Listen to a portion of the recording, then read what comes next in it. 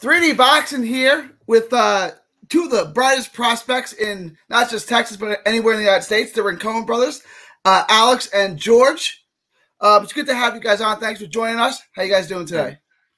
Good. Good. Thanks for having us. It's an honor to have you guys on.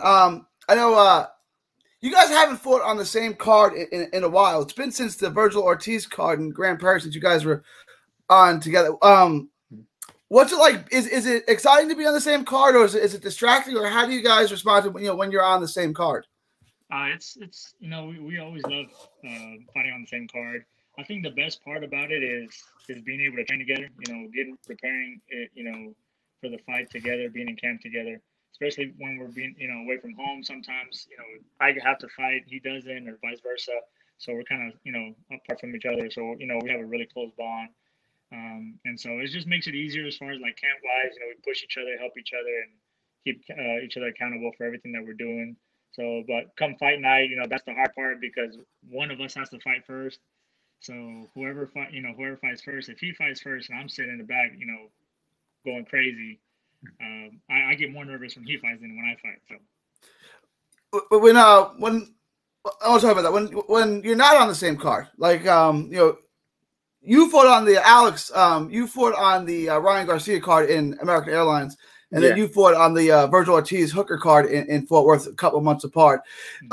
Is it nerve-wracking watching the other brother fight? Are you screaming out instructions? What's it like when you're not on the card?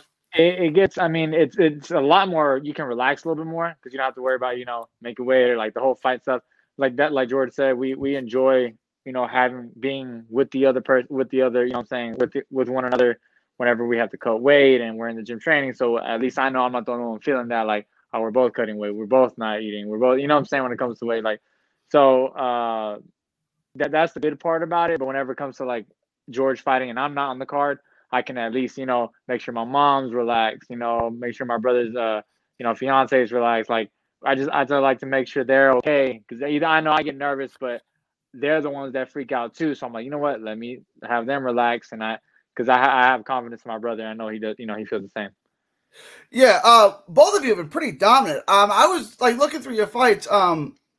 Alex, I don't think maybe one round to Ramos, but you haven't really even lost a round yet in your professional career. Have you? I'm trying to think off the top of my head. Has anyone have you lost a round yet? Because it's been dominant. I think, I think Ramos was my only one that like I think they gave maybe my last. I think the judge gave like one round to someone, but like even then, like me personally, I don't think that guy ever even won a round. And when we had fought, but I think Jeremy Ramos was the only one that I think it took a round or so. And then George, you had you didn't have a late start, but you had some delays in your career, promotional issues, managing issues, and I guess it wasn't around until about 2018 where you really got started, and you've been equally as impressive. Is it like a push? Like kind of, all right, we can do this. Like the Charly brothers did it in Houston. We could be the two Dallas brothers who win world titles. Is there like a push? Like let's kind of do this together. Well, of course, that's it's one thing that we it's anyone's goal in professional boxing, become world champs, and another thing to be brothers. You got your brother. Of course, you got the Charly brothers, and you got a couple other fighters out there as well. But yeah, that's of course the goal, and to put Dallas and our hometown of Carrollton on the map.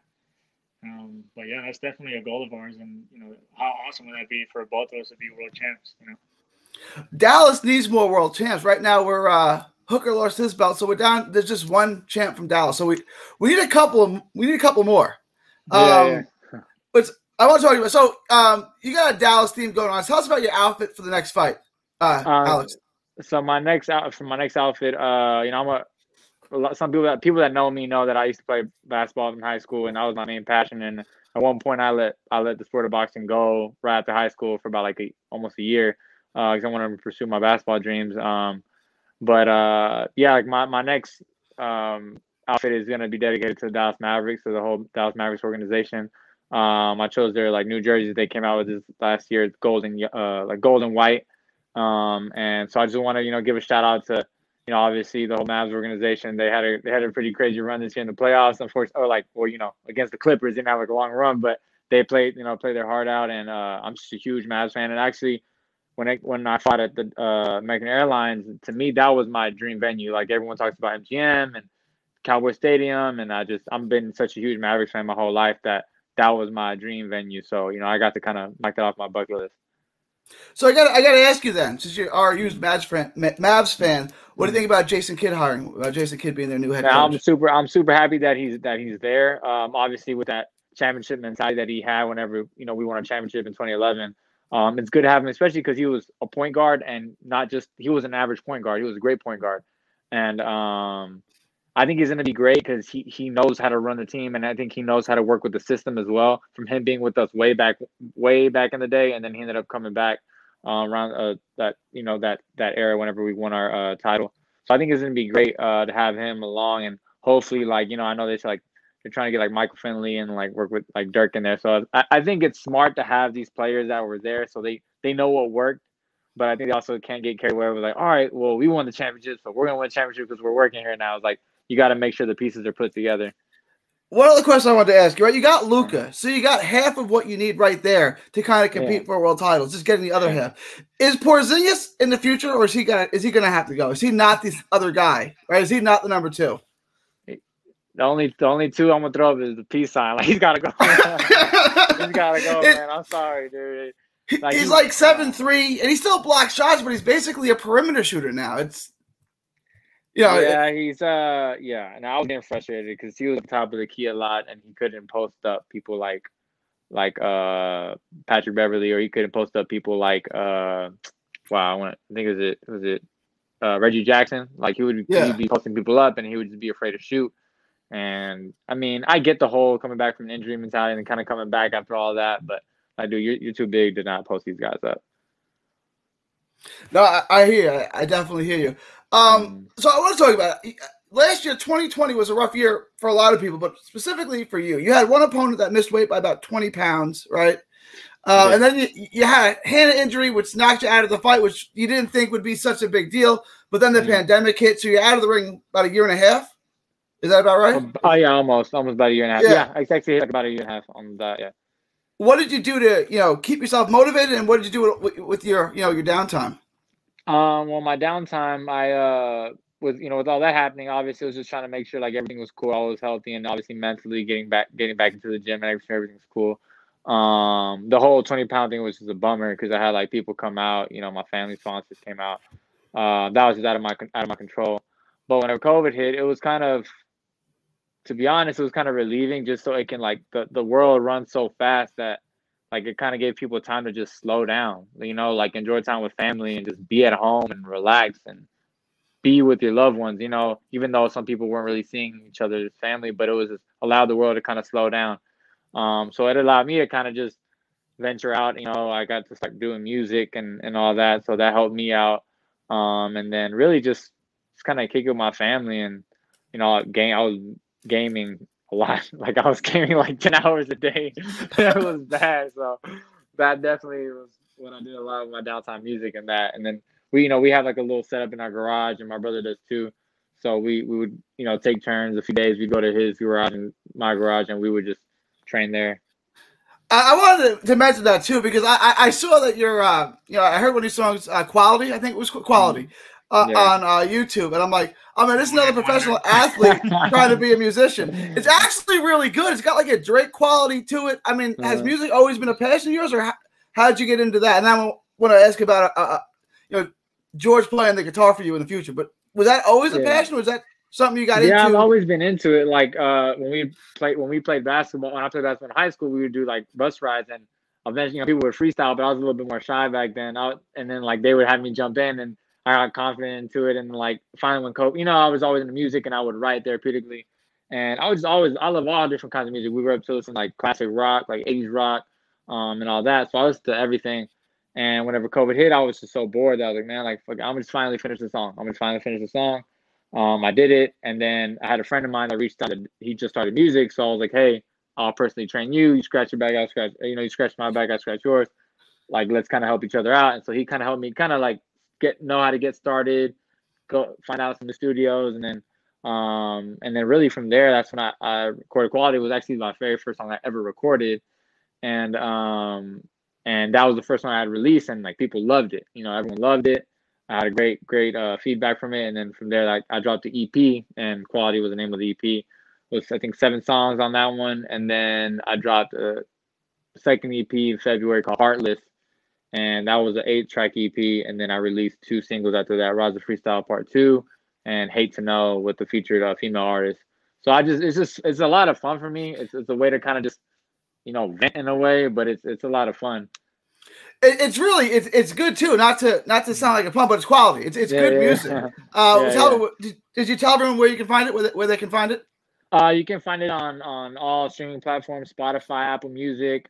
You can go on YouTube and see. I think we have 3 music videos: Quality, Heartless, and Die For Me. And I'm actually having my first live performance and at Trees in Dallas and Deep Ellum. I'm performing August 22nd. So it's my first live performance. So I'm excited. I'm a little nervous for that, but I'm excited though. It's gonna be a lot of fun. Yeah, is that more nerve-wracking than stepping in the ring? I mean, in a ring, you're putting your life on the line, but you know, as a musician, the whole world's judging just you. Like it's just you on stage. Is that more or less? Well, you haven't done it yet, right? So yeah. So I mean, I still think it's gonna be nerve-wracking because me and him do karaoke. When I get karaoke, I leave like sweating puddles. I leave sweating more when I leave than I leave the gym. Like I'll get on the karaoke stage. I'm like, fuck, man, this shit is nerve-wracking. So me and him actually go and do karaoke pretty often with my friends. George, now you're a guitarist. Are you gonna back him up? You gonna play guitar for him? You gonna be on stage with him, or maybe not on the live performance? But we have talked about, you know, he has asked me one time about possibly maybe doing a little guitar intro for a song or something. I'm like, man, I'm up for it. You know, I've been playing for a while just for fun, kind of like how he is with music. I wasn't so much into the whole writing songs and stuff, but you know, like you said, we grew up listening to a bunch of 80s rock. My dad got us into, you know, our favorite band is Kiss. So I thought that was interesting. It's way before your time, but your dad got you into it? Yeah, got us onto all the 80s music, man. And so, he's like, man, play the guitar. And so I picked it up. I taught myself how to play. And that's kind of my way to kind of just relax. Sometimes I love just, you know, learn how to play songs. So it'd be cool to maybe, you know, do something on the song one day with him and just kind of do a little cool little intro for one of his jams and really make him blow up, you know? That's gonna be like the worst rating song because he's gonna be you're a one-hit wonder. Once you guys are both world champions, if you collaborate, you'd go platinum, right? I mean, yeah, right. You hot shit. I hope so by that time. I want to talk to you about that. So you guys are both in interesting divisions. I first wanted to ask Alex. You've been 154 for a while, and every time I see, I got to ask you the same question: how much longer can you make that weight? Is 154 still in your future, or is it going to be 160 at some point? I think I can actually, to be honest, I think I can probably finish my whole career at 154 because I make it pretty easily. Like I make it pretty good. I don't want to say easily, but I eat the day before the weigh-ins. Like whenever I fought at the Ryan Garcia, actually every fight I've eaten the day before the weigh-ins, and I got to eat breakfast, the day of the weigh-ins, and I'm still like. I still get to rehydrate, before I even get on the scale. So I make it pretty well. I look at you. You don't look like a 154 pounder, but you're saying you're making it. You can make it. So I mean, my thing about you was what's going to stop him from becoming a world champion is that no one's going to want to fight him. And I've been saying this since you were early in your career. You got a 6'2" southpaw 154 pounder who's got real power. If I got a 10-0 prospect, why would I put him in the ring with you? Honestly, you know what I'm saying? Like the hardest thing is like why he's not going to beat you, and he's not going to look good against you. So, you know what I'm saying? It's like, have you never thought of that? Like, just looking at it, I wouldn't put my 154 pounder. I mean, I definitely feel like I had, because there was some times I had trouble getting opponents, like especially in my 4-round fights and then 6-round fights. I had some trouble. But it's definitely because of my amateur background. I feel like I think they look at that and they see like, damn, this guy has a lot of amateur experience, being on the USA team, and then. Obviously my frame, and then because a lot of people could be that height and they could be, no offense to anyone, like if someone can be garbage and be at that, they could have the attributes but not know how to use it, and like the thing is, thankfully I know how to use, my tools, and being very disciplined thanks to my dad and obviously Boogaloo who trained me in the beginning of my career as well. They allowed me to stay disciplined to what the tools that I have and use them. And that's really paying off too, because I mean, you can see you were really hitting your stride before the whole pandemic. You had the Ramos win, and then you had a win a couple months later. I think it was in August of that year. Like you put together that was two really Grand Prairie, yeah. Okay, you're right. Yeah, but you had put two impressive wins together really, really quickly, and people really started to take note of you, and then the whole world kind of came unglued. And Alex, your weight class. I'm sorry, George, your weight class, 140. So all the belts are tied up by one guy right now. And he's talking about leaving the weight class, which would make every single belt available. You're like, if he just holds on for one more year, I could get a world title shot pretty quickly at this weight class, right? Because realistically, if he leaves, all the major belts become available.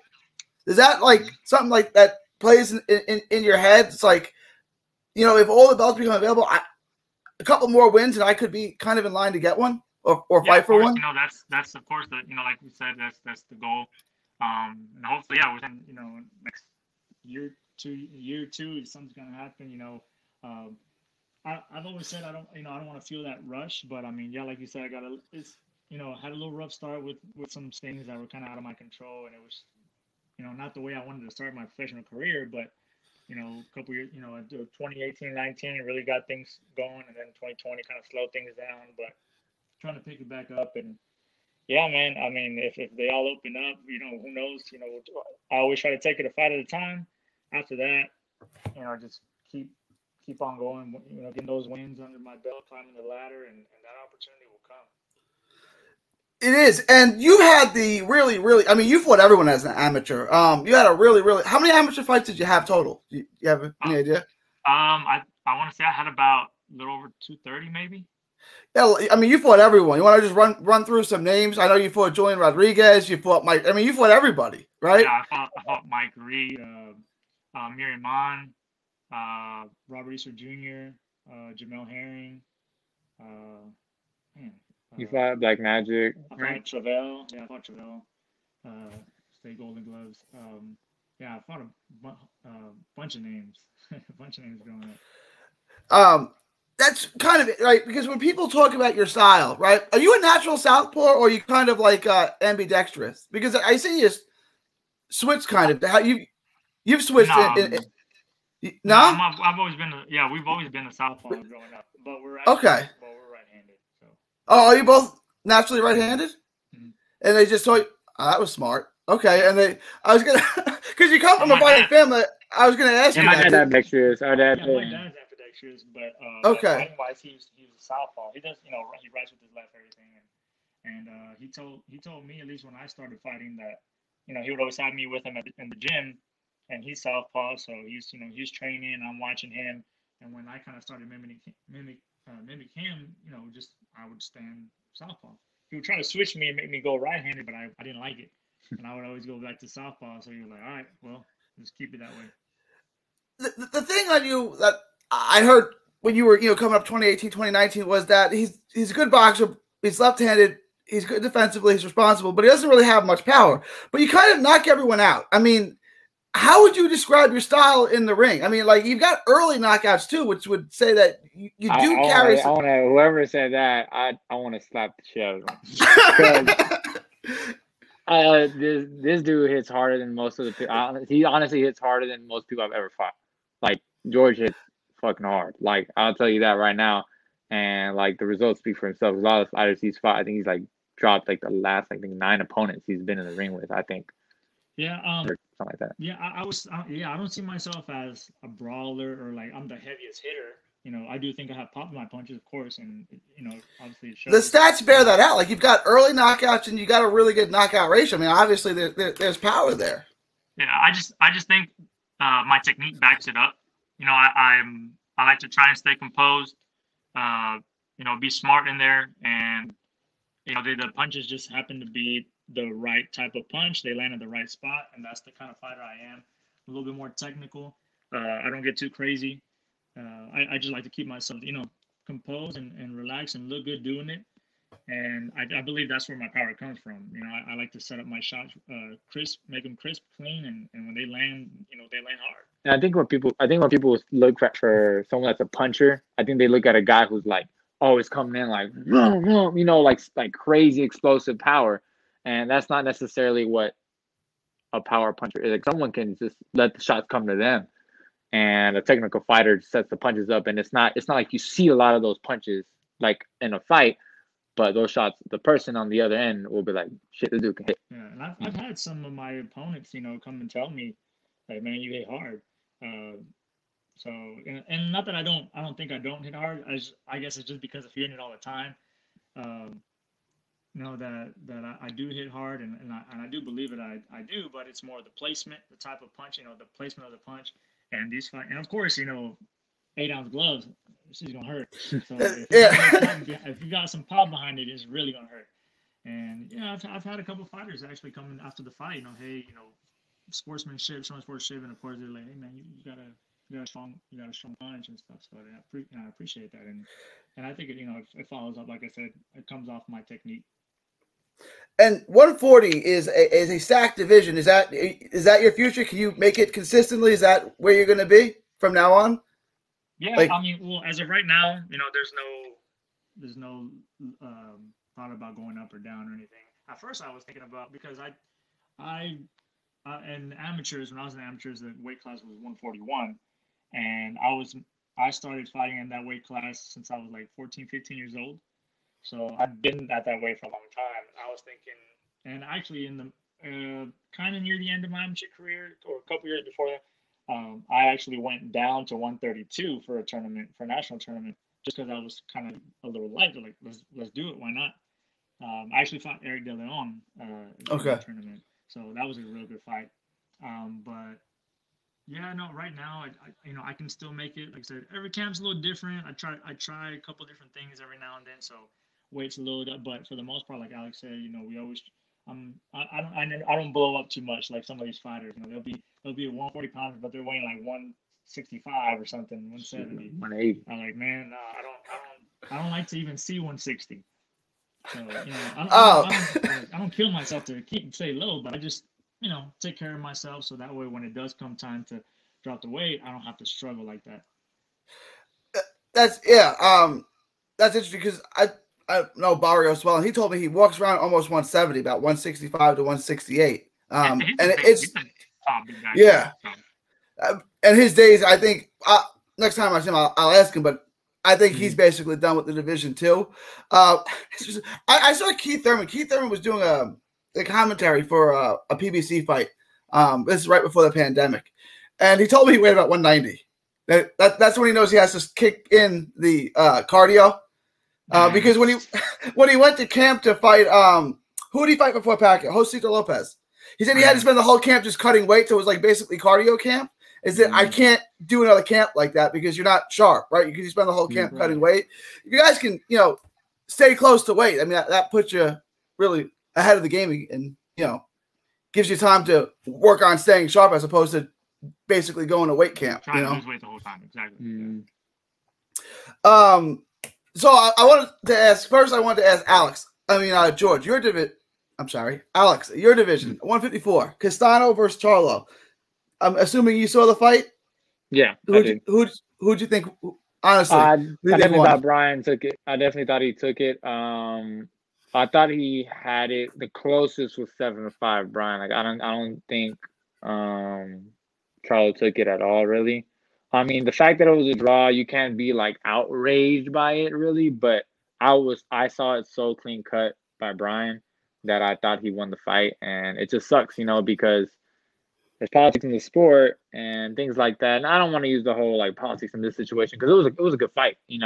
I guess people were just they saw all of what Brian did in the fight, that Charlie was taking the late rounds after he had hurt Brian, and it just sucks because like Brian could have been, he could have been undisputed champ. Undisputed champ, it just sucks that because of he's not on the favor when it comes to politics. His name is not written down in history, and that just sucks. You know what I'm saying? Like I wish he would have taken it, just obviously for the Latin culture, but because he deserved it. I thought he took the win, and it was just a great fight overall, to be honest. Like, not being biased, like I thought it was a great fight. It was an amazing fight.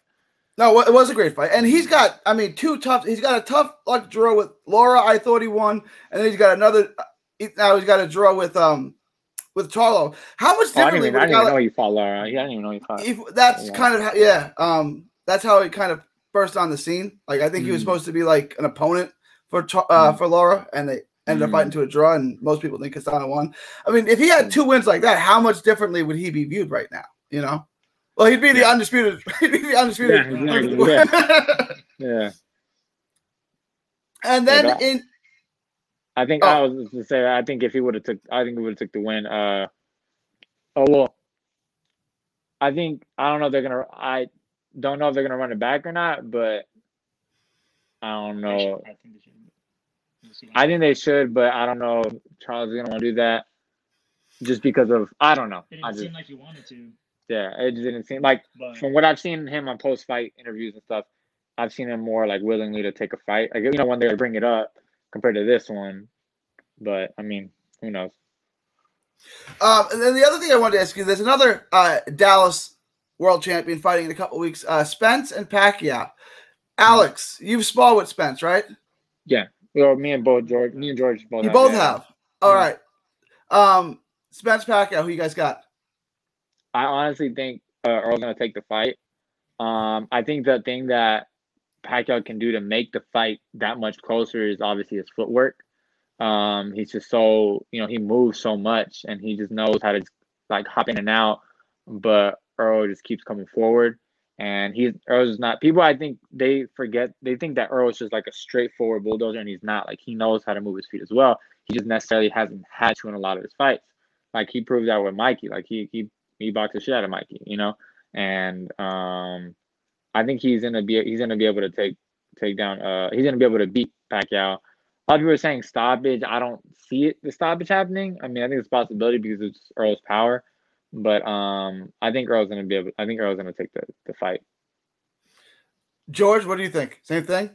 Yeah, I think I pretty much he covered most of it.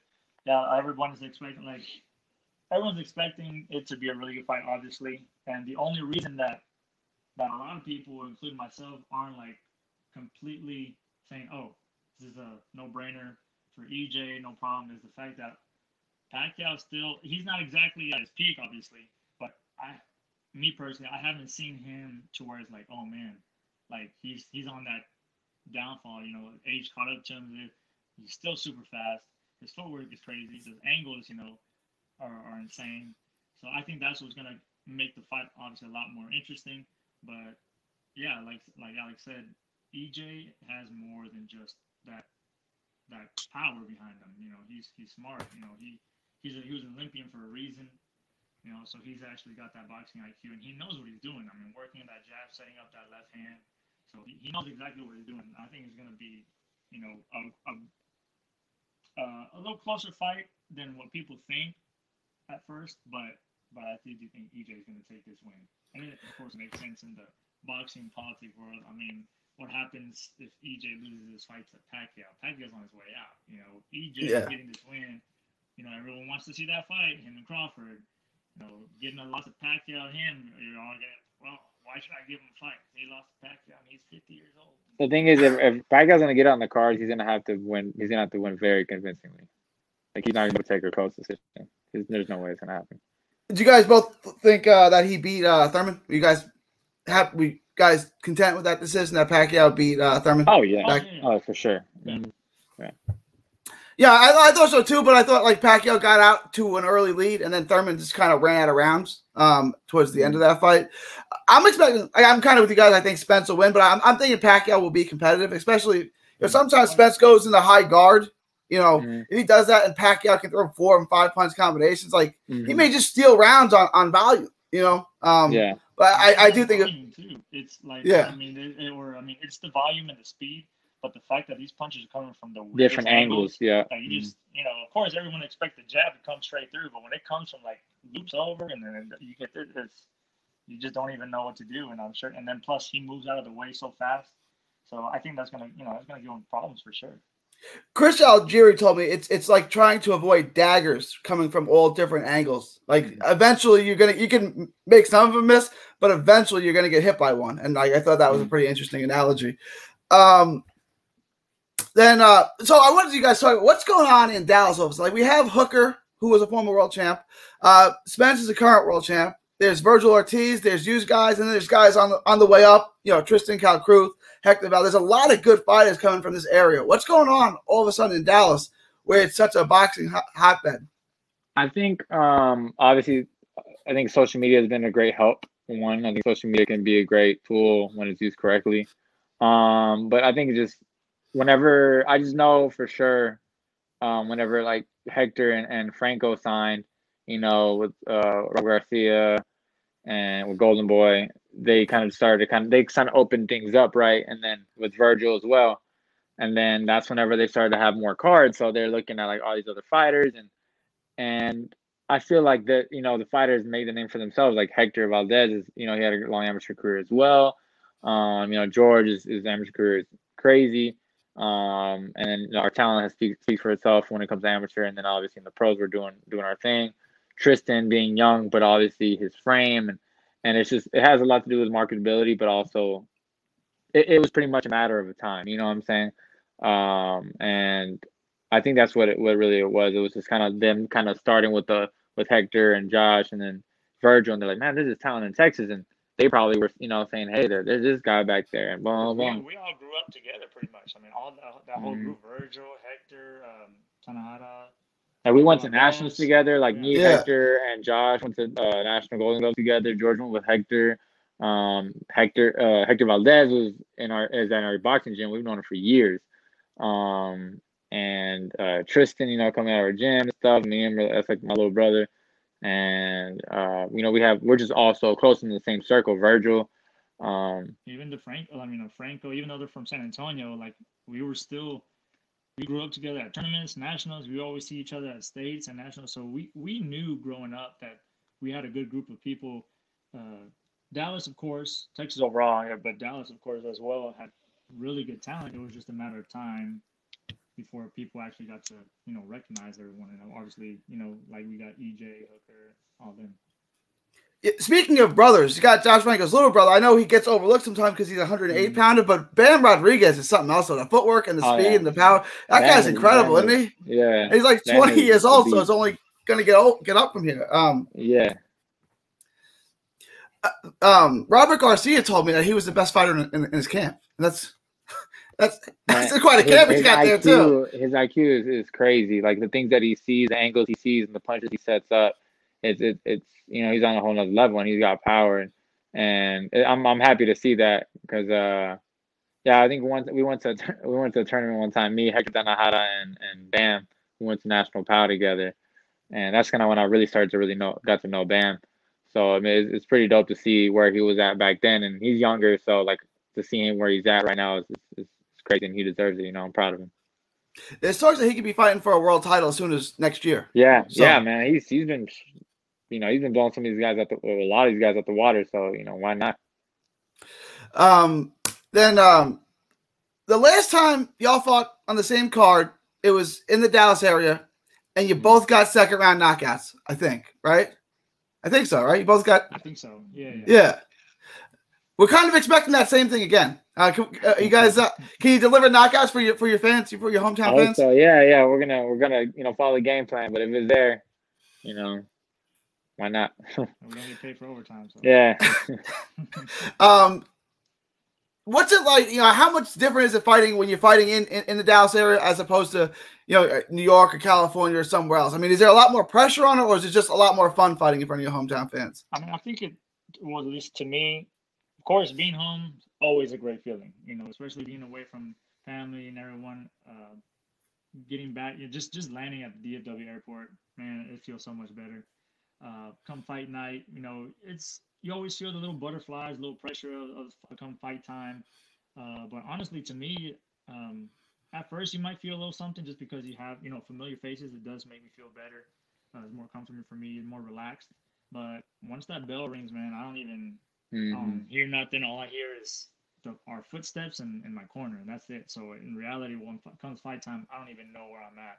I'm just in that ring, you know, just me and the other guy across the ring. So, but it is a good feeling always, of course, being back home, and having family and friends to be able to be there and support. I thank you guys for your time. I know we've been on for a half hour already. I don't want to take too much of your time. Just one last question. Best moment in the ring, professional or amateur, for both of you. What was it for each of you? I got one for sure. So when I fought, trying to make a long story short, when I fought in the USA team, we fought in Ukraine, and like they were fighting like super dirty out there. And one of my teammates, like he pretty much like fell on his back, and when he was on his way up, the guy like went up to him and boom, hit him in his face on the way up. And like, you know, his like one of our coaches, he was taking like jumped in the ring. It was like this, you know, whole crazy situation. And so that was like the early morning session. And so later in the evening, we had an evening session. And I think that day I fought Russia. And that was my second fight out there. And my coach, who passed away, Boogaloo, was like he got everyone together, pretty much like a whole team meeting. And was like, man, these guys out here fighting dirty, man. They don't care. Like, there's no rules out here. If they're going to fight dirty, look what they did to your teammate. Like, if they want to fight like that, they're showing what's up. So I was like, don't tell me that. You got to tell me twice. So I fought Russia. And back that day, I guess for some reason they didn't like take the Velcro, and the Velcro was just hanging off. And so this guy was, you know, it was a rough fighter guy from Russia, or sorry, it was a Ukrainian, yeah. And you know, we're in the clinch, and so he's kind of like trying to like wrestle me dirty. And so I just put my like Velcro in his face, and I just started like pushing over his face. And you know, the ref said break, and he never called anything. So I did it the whole fight. And pretty much we're on the podium, and the guy looks like he got attacked by like cats. Like he just has like scratches all down his face. And that was probably like a good like a bittersweet moment, because everyone was like, "Damn, man, you were going at it." But I was like, "Man, look what they did to our teammate." Like, you know, like you got to go out, because they were fighting dirty. And I got low blow like really bad. My final fight. It was just really rough and dirty out there. So, I mean, that was probably one of like the best moments. Go ahead. I got a question. I asked both of you after that. But George, best moment in the ring, professional or amateur? What is it? Man, I have to go back to amateur days, just because, you know, just so much. You do so much in the amateurs, but I think I have two. One, obviously winning the 2012 National Golden Gloves. I beat Javante Clark in the finals. That was a crazy tournament. That was just an awesome dream come true. You know, National Golden Gloves with the list with all these, you know, former world champions and legends.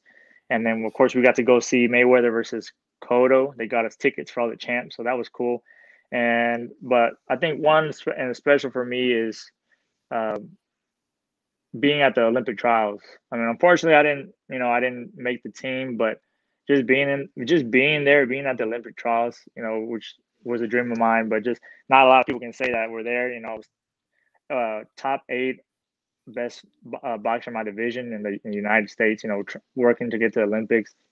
Now I got a little bit of a revenge at the Olympic trials, because the year prior, or 2011 National Golden Gloves, I lost in the finals to Michael Reed, and then we ended up fighting in the Olympic trials, and I knocked him out of the tournament.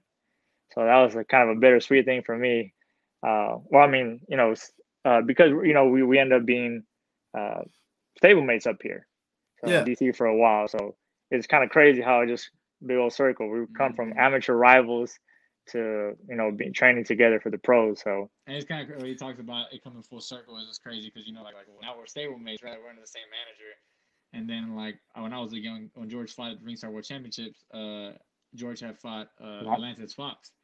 And I feel like at that time I felt so much younger than George. I'm 3.5 years younger than George.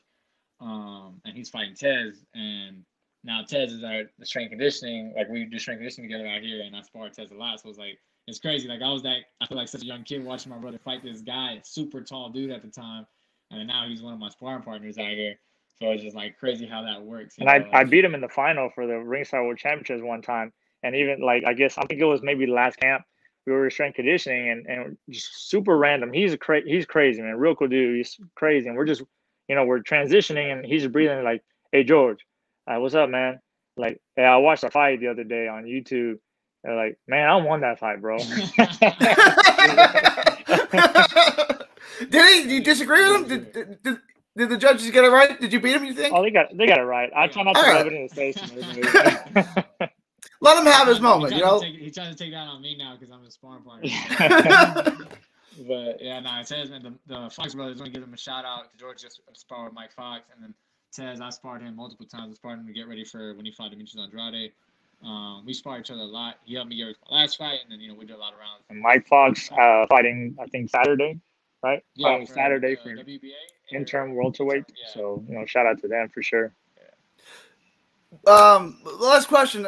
When are you guys going to be fighting for world titles? I know, you had everything kind of ended with the world, but, realistically, okay, I can step up in competition next year, and then by this year, I want to be fighting elite level fighters, the top of the top.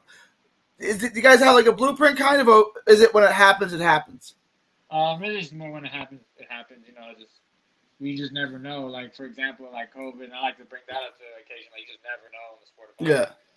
You could be scheduled for a 10-round fight, and then boom, vacant title. There you go. Like, you're fighting for that title. Like what happened with Jarrett Hurd. I remember I was fighting with Jarrett Hurd out here at one point, and then like next thing you know, he's at 10-round fight. He was fighting for his world title fight, and he ended up becoming world champion. So, just you never know, but we trust our managers. Monroe Senior, he's that's like family, and so we just trust him. And obviously with Golden Boy, we trust what they have planned for us. So, whatever, we just take it step by step, fight by fight. No, Oscar Golden Boy has definitely made a lot of world champions, so you're in good hands with them for sure. George, again, like, your division could open up real quick, real soon. I mean, is there same kind of thing that happened? Yeah, same thing, but obviously there's a little bit more rush just because I'm a little older. Yeah. I don't. The age is not exactly ideal for some people, especially now. I think it makes it seem a lot more older, just because. I remember when I had just turned into the open division in the amateurs, or at least I don't remember it so much. But like I feel like nowadays, the age as far as turning pro now, like there's so many more younger fighters, and they're just like under 22, and these guys are already like almost to world title status. So I think things have changed obviously over the time, and it makes it seem I'm 29, so it's kind of getting up there, so it's a little rush. I don't like to use the word rush because I do want to take, make sure we're making the right moves, doing the right thing, and I know my time will come, just as long as I trust my team and just taking a fight at a time. But yeah, I know that's like Alex said, it's a possibility. If they happen to open up, I might be getting ready for a smaller title. All of a sudden, hey, he opens up for a world title. You never know. So it's just being ready, man. I just gotta stay ready at all times. So you never know. Absolutely. But yeah, man, just looking forward to it.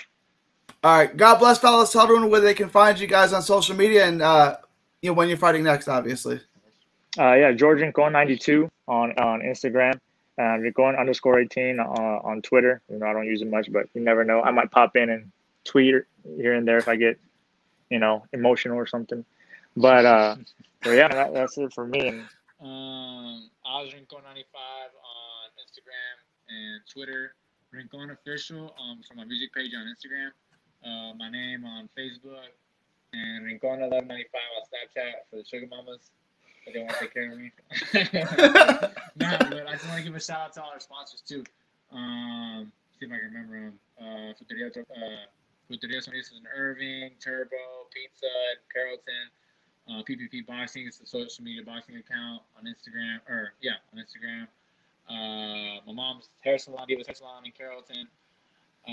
World Champ Training or Strength Coach at Advanced Sports Performance. El Tacazo, it's a taco spot in Dallas. Shout out to Abel, Dallas Life Official. They promote clubs out in Dallas. On Demand Realties, Realtor. And I think that's... Performance Medicine in Plano. Also Coach Dre, NCX Masonry. Back home, Miguel, great guy, awesome people. Southwest Networks. It's a good amount of people. You got a lot of sponsors. You got a lot of people who believe in you guys. That's for sure. Train and Humble Hustlers. Humble Hustlers is like one of my new sponsors. They give me some. It's dope apparel. So like, it's like nice fits that we can wear like casual or just chill shirts. So like, they're based out in Bangkok. So they're dope people. 1, 2. They have great like apparel stuff, shirts and stuff like that, hoodies. That's another sponsor. Our people from Title Boxing Club back home, Plano and Frisco, and Chow, who's awesome lady, Susan. So all the ladies back home who believe in us from Frisco, all our peeps back there, we'll be back home pretty soon in our backyard. Oh, and also shout out to my brother. He's gonna get married soon, so this guy's about to be taken for good. Yeah.